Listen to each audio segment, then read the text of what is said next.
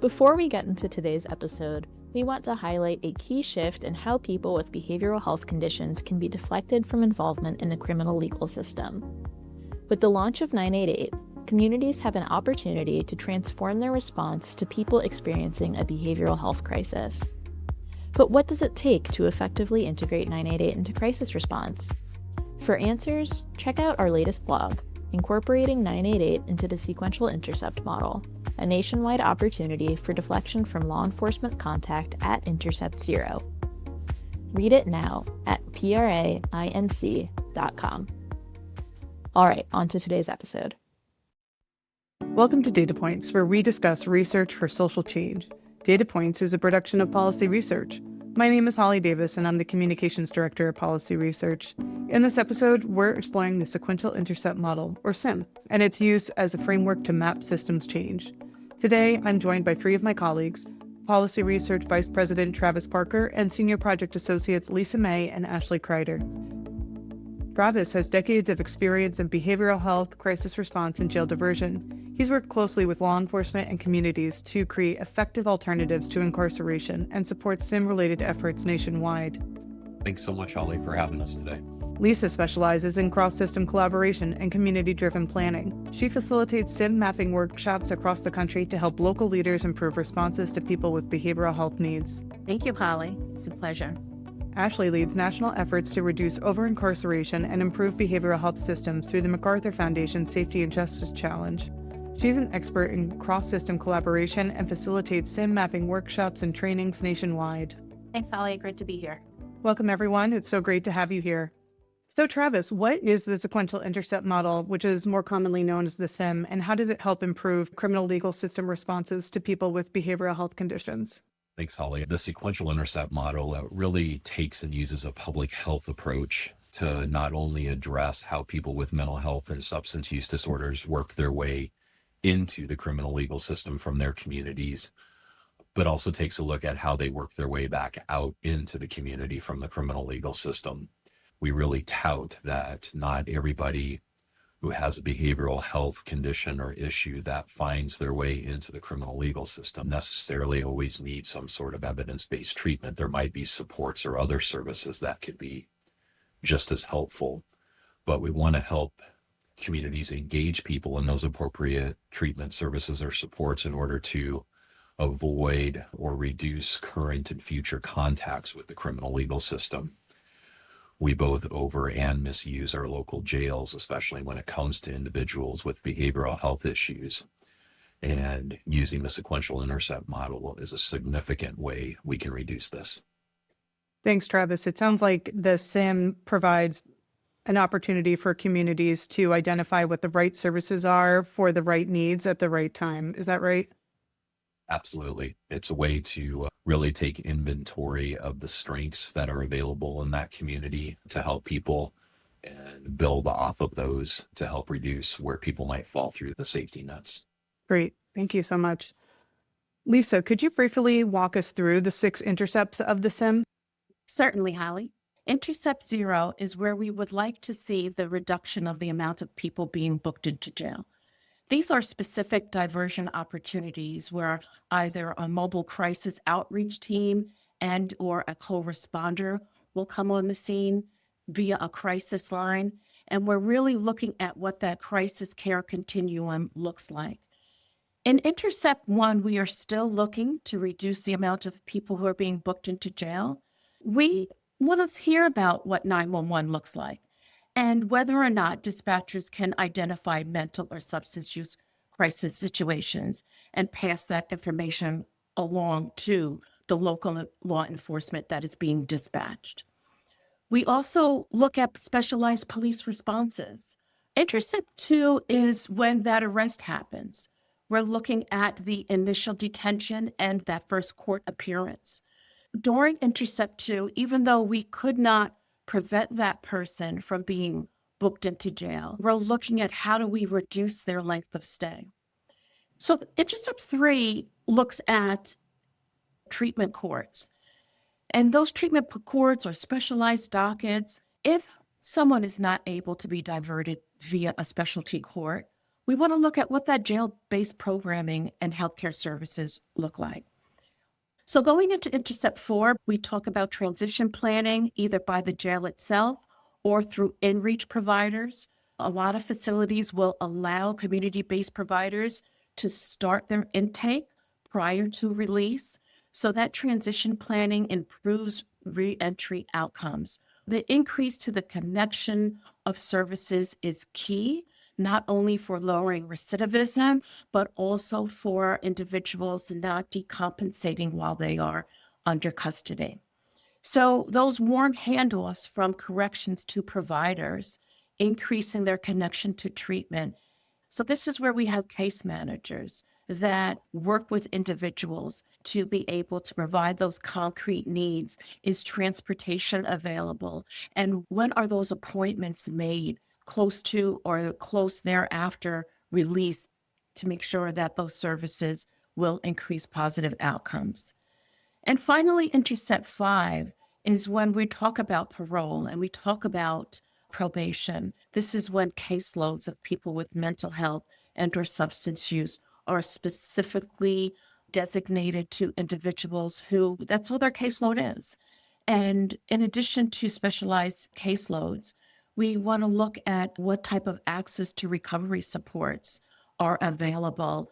Thank you, Lisa. As I'm hearing you talk, it makes me think that the SIM is viewing the criminal legal system as functionally like an inappropriate place for people with behavioral health conditions. And so the point of it is to try to deflect or divert folks away from further interaction with the criminal legal system and into appropriate treatment. Absolutely. We hear a phrase that the jail has become the de facto mental health hospitals, right? And that it is not the appropriate place for individuals with substance use and mental health disorders to be housed, right? They're not receiving the services that they would receive within the community. And they also have the propensity to decompensate rather quickly when incarcerated and under supervision. Excellent. So Travis, the sequential intercept model has evolved over time, most recently with the addition of 988 to Intercept 0 in 2023. Could you tell us a bit about that addition and how 988 fits into the broader STIM model? We added Intercept 0 to the sequential intercept model as a sixth intercept back in 2017. So we used to just have Intercepts 1 through 5. The addition of Intercept 0 came about because we were doing a number of mapping workshops around the United States.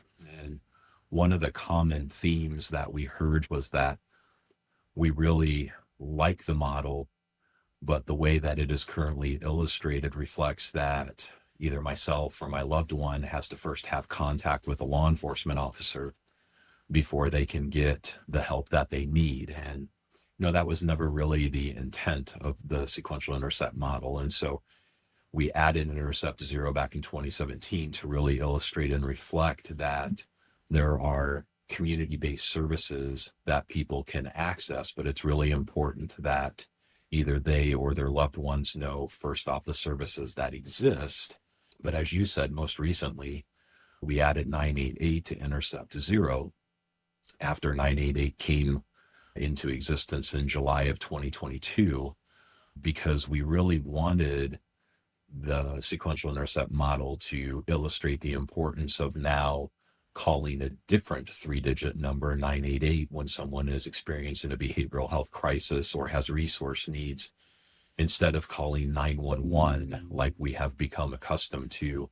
So when it's appropriate to do so, we really want people to use that 988 number, because one of the things that we know is that no matter how well trained a law enforcement officer is, sometimes just the presence of that law enforcement officer in uniform, with their cruiser, with the badge, with the gun, that really has the potential to escalate an individual when they're experiencing a behavioral health crisis. We've also added some specialty foci beyond mental health and substance use to also now include persons with acquired brain injuries, with intellectual and developmental disabilities. Sometimes what we see is a person who has a history of extensive trauma in their lives, which we know is very common for people who land in the criminal legal system. But that trauma may have been a result of domestic violence. And as a result of that domestic violence and being physically abused, they may have traumatic brain injury from being hit. We know that sometimes trauma symptoms, brain injury symptoms, mental health symptoms may look very similar. And so what we've really tried to do with this expansion of the sequential intercept model and the workshops that we're doing is to also bring awareness to professionals who are working in the behavioral health and criminal legal systems, as well as to the communities themselves, that it's important to team up and work together to the benefit of the people that you're trying to serve. Because I, as a mental health professional, may have no idea that a person is dealing with a developmental disability or a brain injury or something else that I just was not trained to identify and help a person with. Thank you, Travis. Ashley, the SIM is central to our sequential intercept model mapping workshops. When communities engage in these mapping workshops, what are they hoping to achieve? Thanks, Holly. So that's correct. The SIM is seen as a tool or a framework to do something different, first of all. And communities are really at a range of status points when they contact us and express interest in a SIM mapping workshop. Some of these sites have long histories of collaboration and planning across criminal, legal, and behavioral health and community systems. But others are earlier on in this process, or they might be more stuck in traditional agency and system silos. So I would say the commonality across sites is broadly to make their systems work better for people with behavioral health and other complex needs. And sites are typically hoping to create criminal, legal, and community services systems change by, number one, ensuring that people who are incarcerated in jails and prisons are those who are most appropriate to be there when we're looking at potential public safety risk.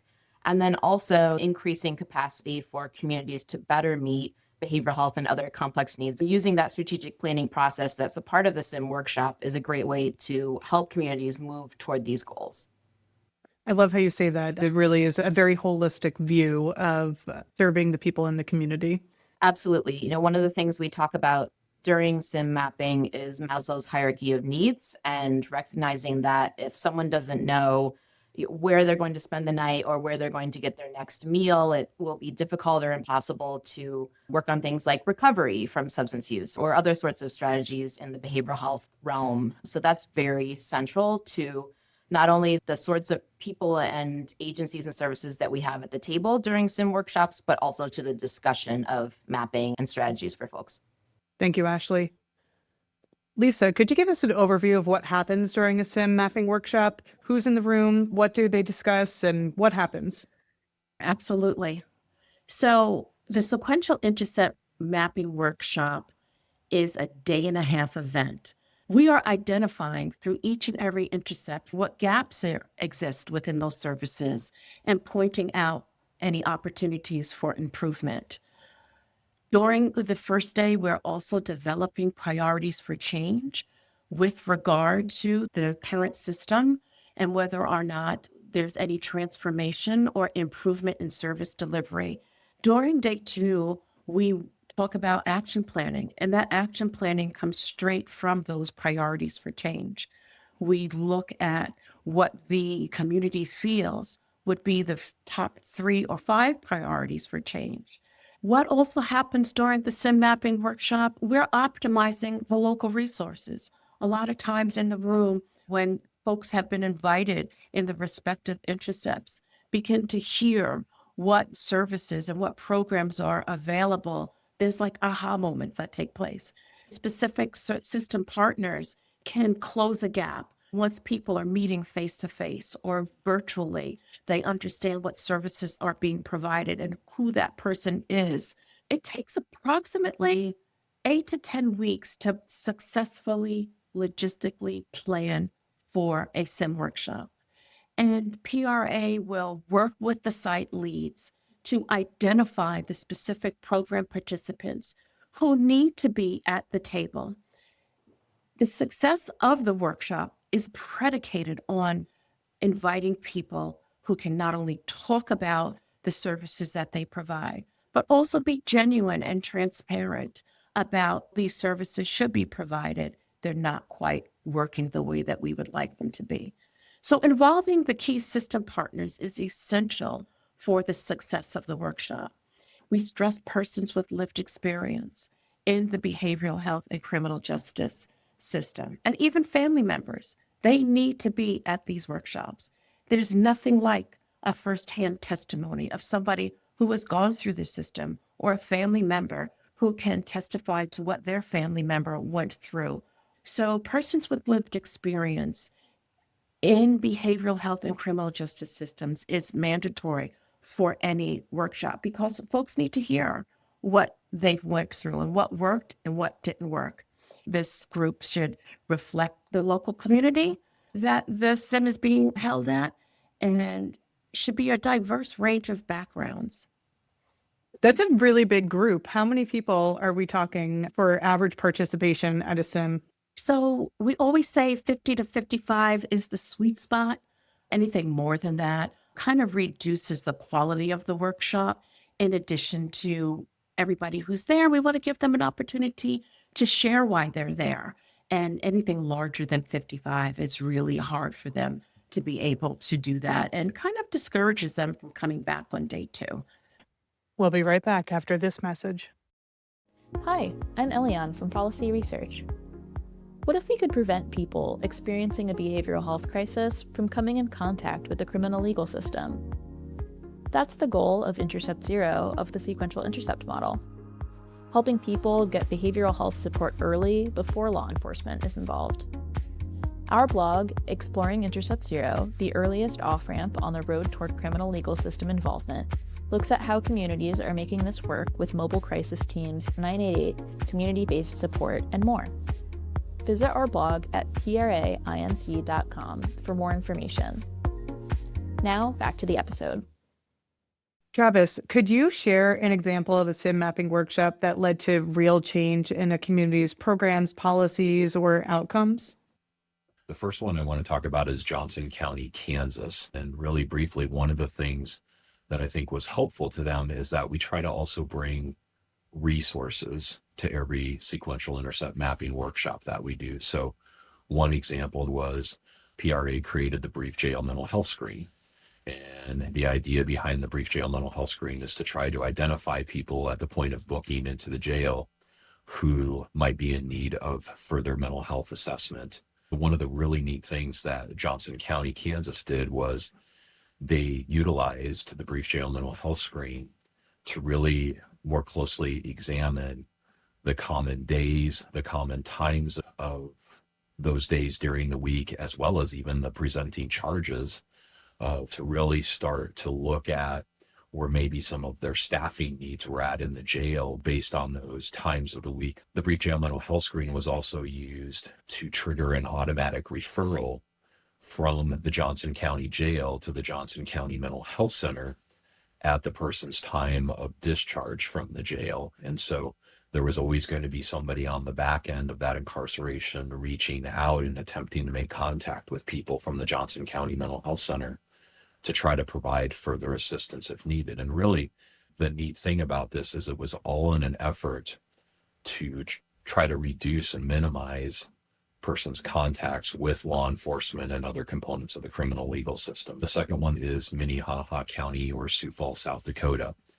Minnehaha County used their first sequential intercept mapping workshop to really help plan for and launch what they called the LINK, which is their community triage center to centralize and expedite care for people with behavioral health needs.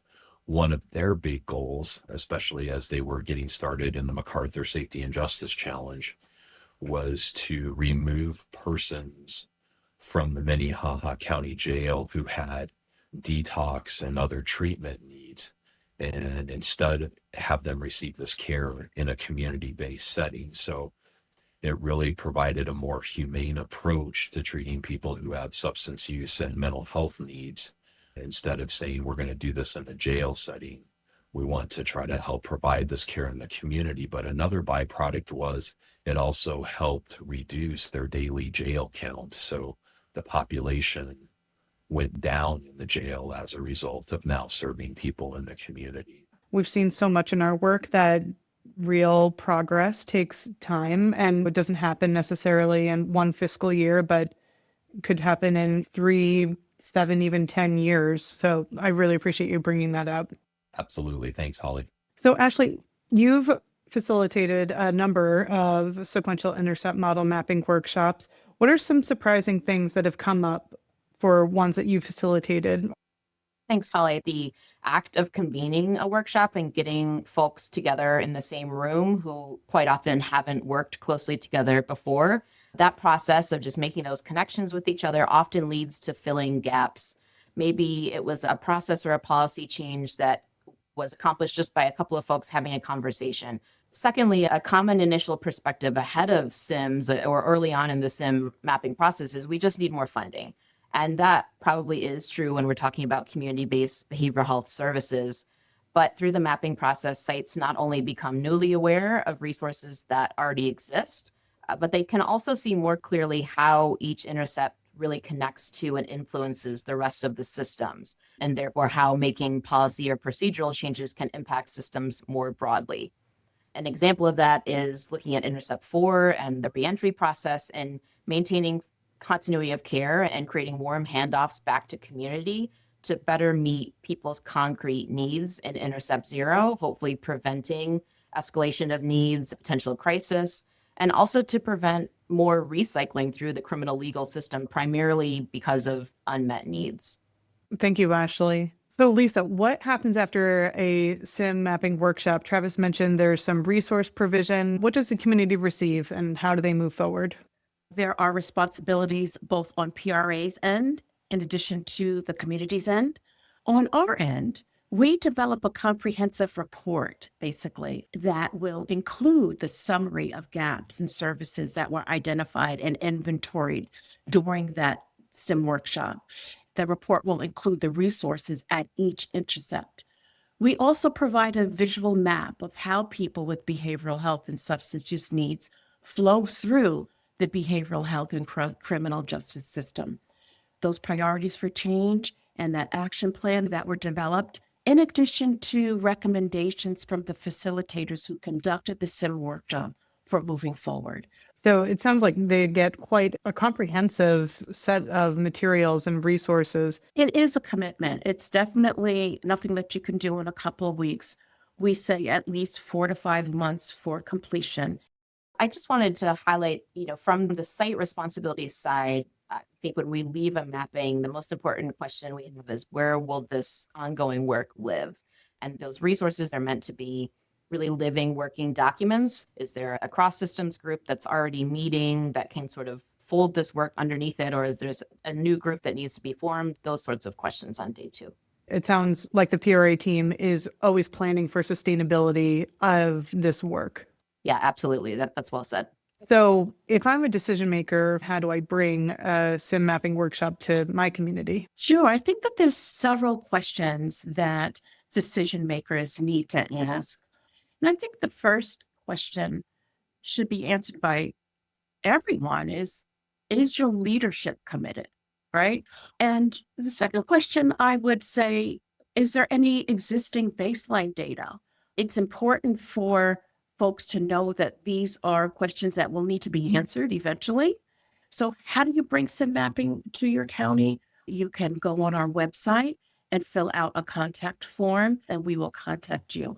We really want to find out what your goals are for the specific workshop. So there's some preliminary information that we will ask and that communities and leaders will need to take into consideration before fully engaging with us.